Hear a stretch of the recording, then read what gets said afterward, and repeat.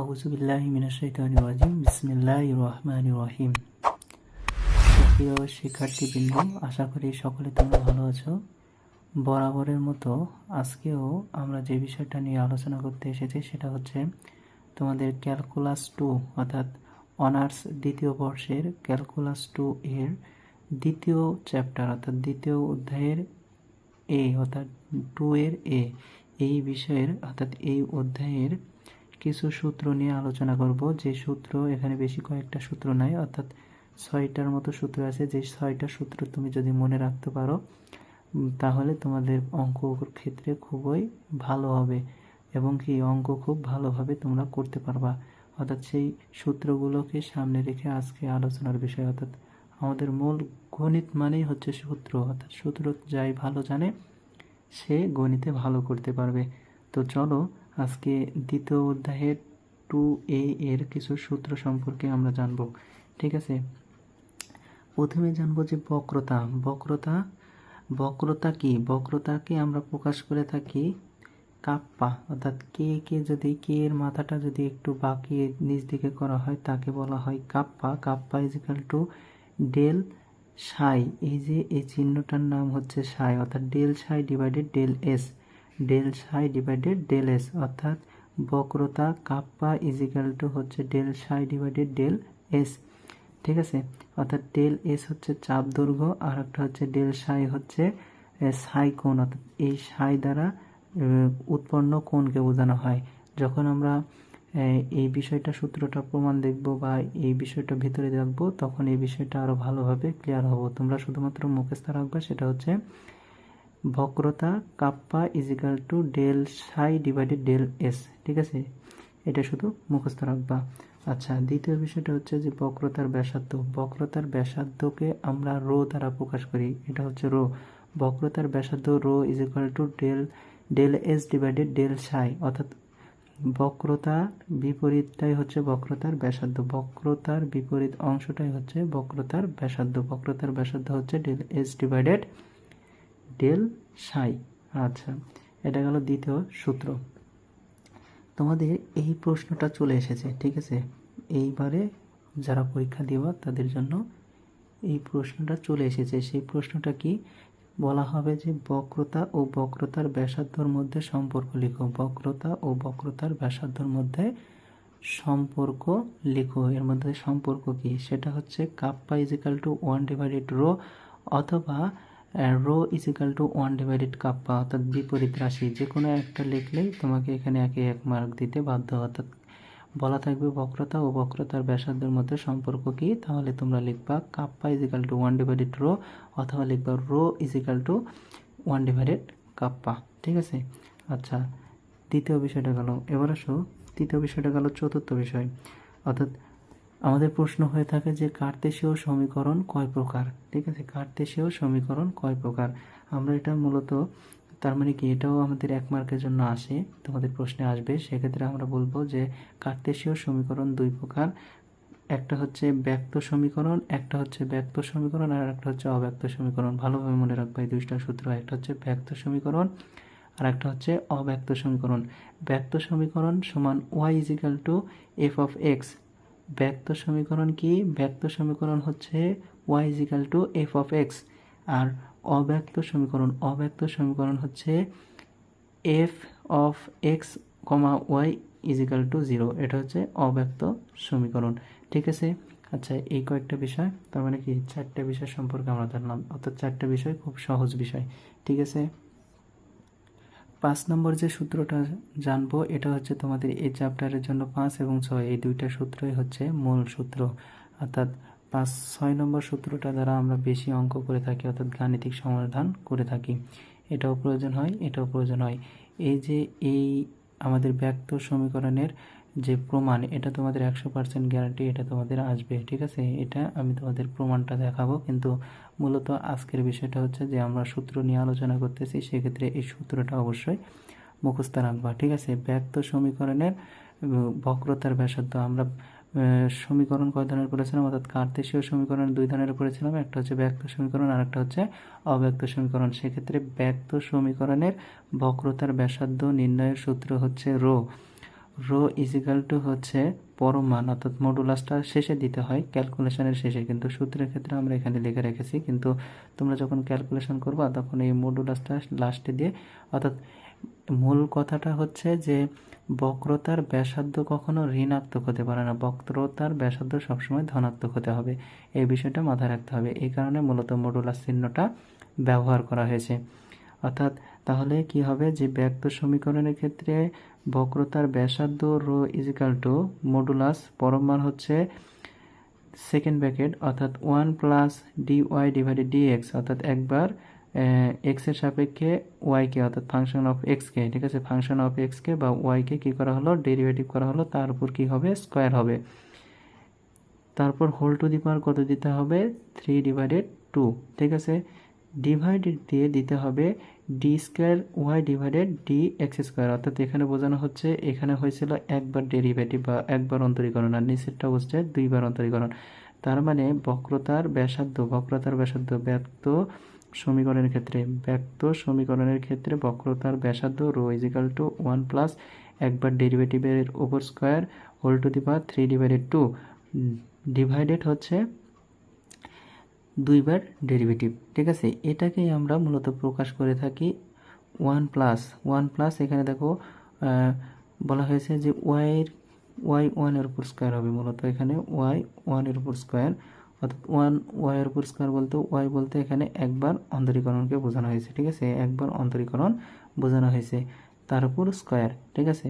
Y 1 মানে হচ্ছে একবার অন্তরীকরণ, ওয়াই 2 মানে দুইবার অন্তরীকরণ, তার মানে হচ্ছে যে ওয়াই 1 হচ্ছে একবার অন্তরীকরণের উপর square whole to the power 3/2, আর আরেকটা হচ্ছে ওয়াই 2 অর্থাৎ দুইবার অন্তরীকরণ।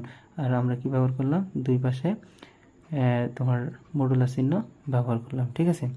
আচ্ছা, এরপরে এটা আশা করি বুঝতে পারছো। তার মানে কি, বক্রতার ব্যাসার্ধ রো ইজিক্যাল টু পরম মান 1 প্লাস একবার ডেরিভেটিভের উপর square whole to the power 3/2 divided কি হবে ডি স্কোয়ার ডিভাইড, অর্থাৎ দুইবার ডেরিভেটিভ, ঠিক আছে, মনে রাখবা, এভাবে মনে রাখবা, দুই একবার মুখস্থ করবা বা কিছু কিছু সময় লিখবা, তাহলে আশা করা যায় ভালো হবে।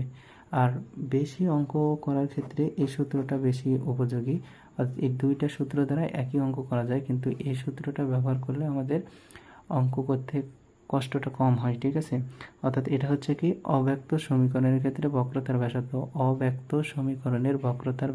রো ইজিক্যাল টু পরম মান এফ অফ এক্স স্কোয়ার, কি লিখেছে যে এফ এক্স হোল স্কোয়ার, অর্থাৎ এটা হচ্ছে যে এক্স এর উপর স্কোয়ার, অর্থাৎ যে ফাংশনটি থাকবে সেটা হচ্ছে এক্স এর সাপেক্ষে একবার ডেরিভেটিভ করে তার উপর স্কোয়ার প্লাস এফ এর উপর স্কোয়ার ওয়াই, অর্থাৎ বলা হচ্ছে যে এই যে ফাংশনটা থাকবে সেই ফাংশনটিকে ওয়াই এর সাপেক্ষে একবার অন্তরীকরণ করে তার উপর স্কোয়ার দিতে হবে, হোল টু দি পাওয়ার দিতে হবে 3/2 ডিভাইডেড দিয়ে আমরা এখানে দেখতেছি যে এফ দুইবার কি বলেছে ডেরিভেটিভ, এক্স এর সাপেক্ষে দুইবার ডেরিভেটিভ এফ এক্স এক্স, তার মানে এক্স এর সাপেক্ষে দুইবার ফাংশনকে ডেরিভেটিভ করা হয়েছে, ইনটু দ্বারা বোঝানো হচ্ছে যে ওয়াই এর সাপেক্ষে একবার অন্তরীকরণ করা হয়েছে তার উপর স্কোয়ার দিতে হবে, মাইনাস চিহ্ন ব্যবহার করে 2 ইনটু একবার এক্স এর সাপেক্ষে অন্তরীকরণ করা আছে ওই অংশটুকুকে আবার করতে হবে ওয়াই এর সাপেক্ষে অন্তরীকরণ, ইনটু এক্স এর সাপেক্ষে একবার অন্তরীকরণ করে ফেলেছি যে উপরে, তারপর ওয়াই এর সাপেক্ষে অন্তরীকরণ প্লাস দ্বারা কি করব, ওয়াই এর সাপেক্ষে আবার ডাবল অন্তরীকরণ করব, একবার অন্তরীকরণ করব ওয়াই এর সাপেক্ষে, তারপরে যে অংশটুকু থাকবে সেই অংশটুকুকে আবার ওয়াই এর সাপেক্ষে অন্তরীকরণ করতে হবে, ইনটু বলা হচ্ছে যে এফ অফ এক্স, ঠিক আছে, এফ অফ এক্স এর উপর স্কোয়ার, অর্থাৎ এফ অফ এক্স উপরে বেরিয়ে করেছি, অর্থাৎ এই ফাংশনটিকে এক্স এর সাপেক্ষে অন্তরীকরণ, অর্থাৎ এই প্রত্যেকটা অংশই আলাদা আলাদাভাবে করে নিতে হবে তোমাকে, করে নিয়ে তারপর এই বক্রতার ব্যাসার্ধ অর্থাৎ অব্যক্ত সমীকরণের বক্রতার ব্যাসার্ধের মধ্যে শুধুমাত্র মান বসায় দিলেই আমরা এটা পেয়ে যাব। অর্থাৎ এই বিষয়গুলো তোমাদের অঙ্ক করার ক্ষেত্রে আমরা এই বিস্তারিত বিষয়টা জানতে পারবো। আর এখানে বলা হয়েছে যে বিষয়টা আমি তোমাদের ভেঙে দিলাম সেটা হচ্ছে যে দেখো বলা হয়েছে এফ অফ এক্স হচ্ছে এক্স এর সাপেক্ষে অন্তরীকরণ, এফ অফ এক্স এক্স, তার মানে কি দুইবার অন্তরীকরণ করতে হবে, একবার করলাম পরের বারে আরেকবার করব, তারপর বলেছে যে এক্স এর সাপেক্ষে একবার, প্রথমবার এক্স এর সাপেক্ষে, দ্বিতীয়বার করতে হবে ওয়াই এর সাপেক্ষে, ঠিক আছে, এই বিষয়টাই উপরে বললাম। আচ্ছা, এবার যে বিষয়টা সূত্র জানবো সেটা হচ্ছে যে আমাদের এখানে 7 নম্বর সূত্র অর্থাৎ বক্রতার কেন্দ্র অর্থাৎ কোনো একটি বক্ররেখার একটা যদি বক্ররেখা হয়, এখানে যদি একটা বিবেচনা করো যে এটা একটা বক্ররেখা, এখন এখান থেকে তো একটা কেন্দ্র আছে, ঠিক আছে, এইভাবে অর্থাৎ জ্যামিতিক কাঁটা কম্পাস দ্বারা যদি তুমি আঁকো, তো সেক্ষেত্রে এখানে যে কেন্দ্রটা, এই কেন্দ্র থেকে যদি কেন্দ্রতে পেন্সিল কম্পাস রাখার একটা যদি কি করো বক্ররেখা অঙ্কন করো, এই বক্ররেখার কেন্দ্র যদি আলফা বিটা হয়, বলা হয়েছে যে বক্রতার কেন্দ্র আলফা বিটা, যেখানে আলফার মানটা কি হবে আলফা বিটা হলে, অর্থাৎ বলা হয়েছে বক্রতার কেন্দ্র আলফা বিটা হলে যেখানে অর্থাৎ দুইটা সূত্র, আলফার মানটা হবে এক্স মাইনাস এক্স হচ্ছে উল্লেখিত বিন্দু, অর্থাৎ যেখানে উল্লেখ থাকবে এক্স এবং ওয়াই, অর্থাৎ উল্লেখিত বিন্দু, ওই অঙ্কে তোমাদের বিন্দু দুইটা উল্লেখ করা থাকবে, এক্স এবং ওয়াইয়ের পরিবর্তে ধরো 1 2 -1 -2 এই ধরনের বিন্দু এখানে উল্লেখ করা থাকবে, সেই বিন্দুটাই হচ্ছে এক্স। মাইনাস দ্বারা অর্থাৎ ওয়াই ওয়ান বলতে এখানে বোঝানো হয়েছে, ওয়াই ওয়ান বলতে যে মূলত বিষয়টা বোঝানো হয়, এই যে দেখো ওয়াইকে কিনেছে এক্সের সাপেক্ষে একবার অন্তরীকরণ, ওয়াই ওয়ান বোঝানো হয়েছে ওয়াইকে এক্সের সাপেক্ষে একবার অন্তরীকরণ, ঠিক আছে, এটা হচ্ছে ওয়াই ওয়ান। তার মানে ওয়াই ওয়ান ইন্টু এ করেছে যে 1 প্লাস ওয়াই ওয়ানের উপর স্কোয়ার, অর্থাৎ একবার যে অন্তরীকরণ করা হয়েছে তার মানের উপর স্কোয়ার, ডিভাইডেড দ্বারা ওয়াই টু মানে বোঝানো হয়েছে যে দুইবার অন্তরীকরণ, একে একবার অন্তরীকরণ করা হলো, অর্থাৎ d square divided d square y divided d x square, এটাই হচ্ছে ওয়াই টু, ঠিক আছে। তার মানে আমাদের আলফার মানটা আসবে x minus y one into 1 plus y ওয়ানের উপর স্কোয়ার ডিভাইডেড এখানে ওয়াই টু, আর বিটার মানটা আসবে ঠিক সেম একই বিষয়, এখানে ছিল এক্স, এখানে আসবে ওয়াই, অর্থাৎ এই যে নির্ধারিত ওয়াই বিন্দু এখানে 1 2 3 যাই থাক, সেই বিন্দুটা এখানে বসাতে হবে, প্লাস দ্বারা এখানে 1 প্লাস এখানে দেখো এই যে এই অংশটুকু শুধুমাত্র নাই, ওয়াই ওয়ান এখানে নাই, এখানে আছে কি ওয়াই প্লাস, এখানে মাইনাস ছিল এখানে প্লাস দিলাম, ইন্টু এখানে কি দিতে হবে 1 প্লাস ওয়াই ওয়ানের উপর স্কোয়ার ডিভাইডেড ওয়াই টু, ঠিক আছে। এটাই হচ্ছে আমাদের বক্রতা কেন্দ্রের, ঠিক আছে, কেন্দ্র বের করার সূত্র।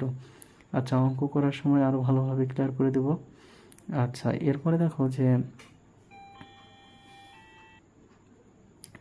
এখন যে সূত্রটা 8 নম্বর যে সূত্রটা জানবো সেটা হচ্ছে যে কোনো বিন্দুতে অবিলম্বের সমীকরণ, যে কোনো একটি বিন্দুতে অবিলম্বের সমীকরণ, একটা রেখা, এই রেখার উপর একটি বিন্দু, এই বিন্দুর উপর অর্থাৎ যে কোনো বিন্দুর উপর, অর্থাৎ এটা একটা যে কোনো একটা বিন্দু, এই বিন্দুর উপর অবিলম্বের সমীকরণটা হবে মূলত বিন্দু, এই যে বিন্দুটা দেওয়া আছে আলফা বিটা, তাহলে এখানে আলফা এক্স এর মাইনাস বলা হয়েছে, তার মানে কি এটা আলফাটাই হচ্ছে এক্স আর বিটাটাই হচ্ছে ওয়াই, তার মানে আলফা এখানে বিন্দুটা হবে কি আলফা, অর্থাৎ বিন্দু মাইনাস এক্স, প্লাস দ্বারা কি করতে হবে বিন্দু ওয়াই বলতে এখানে বিটা, অর্থাৎ এখানে এই যে বিন্দুটা, এই বিন্দুটা হচ্ছে বিটা, তার মানে beta minus y into y one মানে কি ওয়াই ওয়ানকে d y divided d x, এটাই হচ্ছে ওয়াই ওয়ান, ঠিক আছে, ইজিক্যাল টু 0। এটাই হচ্ছে আমাদের কি যে কোনো বিন্দুতে অবিলম্বের সমীকরণ, মুখস্থ রাখবা, ঠিক আছে। আর লাস্ট যে বিষয়টা এটা আমাদের ভালো করে জানতে হবে, সেটা হচ্ছে যে বক্রতার বৃত্তের সমীকরণ, একটা বক্রতা, সেই বক্রতার ক্ষেত্রে বৃত্তের যে সমীকরণটা হবে সেটা হচ্ছে x minus alpha whole square, ঠিক আছে, x minus alpha whole square plus y minus beta whole square is equal to rho square, এটাই হচ্ছে বক্রতার বৃত্তের সমীকরণ। যদি বলা হয় যে বক্রতার বৃত্তের সমীকরণ নির্ণয় করো, তাহলে হবে x minus alpha whole square plus y minus beta whole square is equal to rho square. সেক্ষেত্রে এখানে বক্রতার কেন্দ্র যে আলফা এবং বিটা পাইলাম না, আলফা এবং বিটা হচ্ছে মূলত বক্রতার কেন্দ্র, অর্থাৎ এই যে এখানে আমরা যে যদি বক্রতা আঁকি, অর্থাৎ একটা বক্ররেখা আঁকাইলাম, ঠিক আছে, এই যে এটার কেন্দ্র, এই যে বক্ররেখা, এই বক্ররেখার যে কেন্দ্র সেটা হচ্ছে আলফা এবং বিটা, ঠিক আছে। আর বক্রতার ব্যাসার্ধ অর্থাৎ এই বিন্দু থেকে এই যে এইটুকুর মধ্যবর্তী দূরত্ব সেটাকে প্রকাশ করা হয়েছে রো দ্বারা, এই দূরত্ব যদি 1 2 3 যাই হোক তার উপর স্কয়ার দিতে হবে, এটাই হচ্ছে বক্রতার বৃত্তের সমীকরণ, ঠিক আছে। তাহলে আমরা মোটামুটি এই অধ্যায়ের 9টা সূত্র জানলাম। এই 9টা সূত্র যদি তুমি মনে করে রাখতে পারো তাহলে আশা করা যায় যে এই অধ্যায়ের কোনো অঙ্কর ক্ষেত্রে তোমার সমস্যা হবে না। তো শিক্ষার্থীবৃন্দ, আশা করি ভালোই আছো, ভালোই থাকো, সুন্দর থাকো, দোয়া রাখি, দোয়া রেখো, এবং পরবর্তী ক্লাসে আবারও দেখা হচ্ছে। ততক্ষণ পর্যন্ত তোমরা ভালো থাকো। খোদা হাফেজ। আসসালামু আলাইকুম ওয়া রাহমাতুল্লাহ।